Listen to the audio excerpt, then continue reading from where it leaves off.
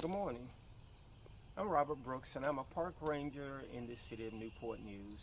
And today we're here at Dam Number 1 Bridge and I'm going to tell you a story about William Scott, who is better known as the Sleeping Sentinel, a big strapping farm boy from Groton, Vermont.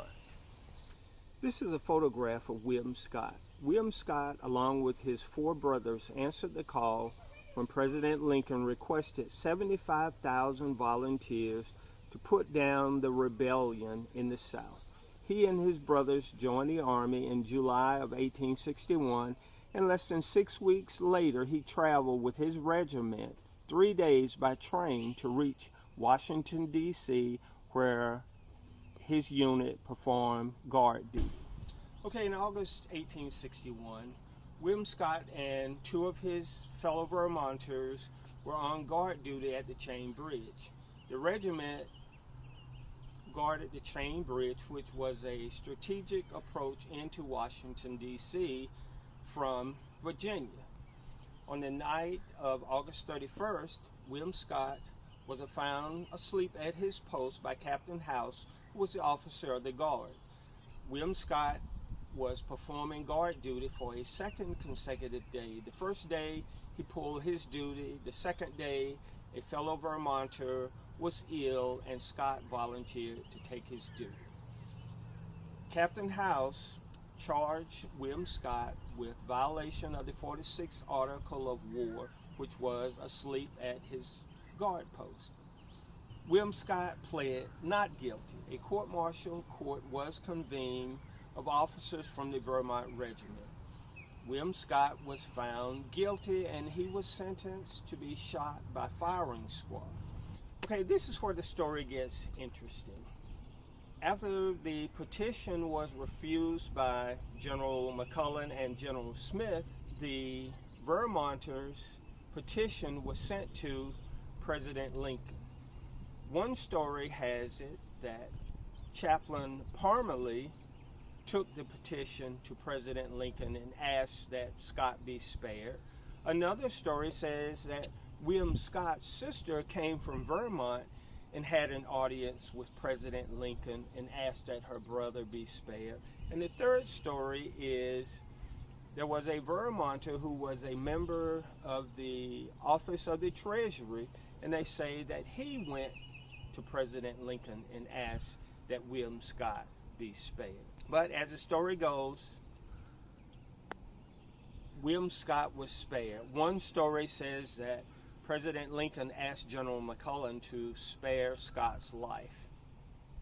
And another one says that on the morning of September 8th, when Scott was supposed to be executed, that President Lincoln jumped in his coach and hurried down to the position of the Vermont Regiment and asked that Scott be spared.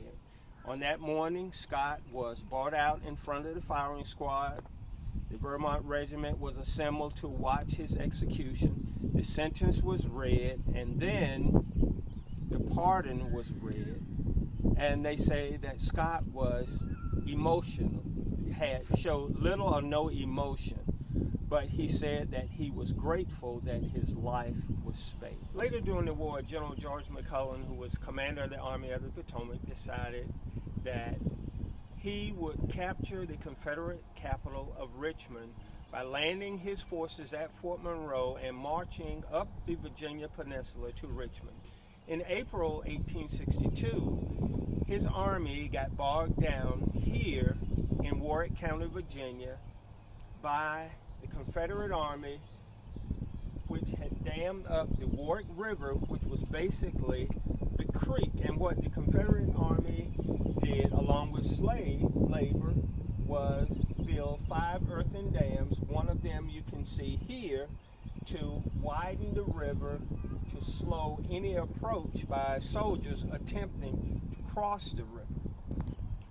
On the afternoon of April 16, 1862, 4 companies of the Vermont Regiment were given the order to attack across the river and take the Confederate rifle pits. They waded across the river carrying their weapons and cartridge boxes above their head to keep their gunpowder from getting wet. They say that William Scott was in the first group to reach the shoreline. As his foot touched the shoreline, he was shot. Some say 5 times, others say 6 times, but 2 other wounds were one in the chest and one in the gut. And they say that during the war, you did not survive a gut shot. William was evacuated back across the river to the Union lines after a counterattack by the 15th North Carolina and troops from Georgia and Alabama. William Scott passed away on April 17, 1862. Before dying, he asked fellow Vermonters to lift up a prayer for God's blessing on President Abraham Lincoln, who had given him a chance to show that he was no coward or sneak and not afraid to die. Another Vermonter said, "He asked the boys to avenge my death."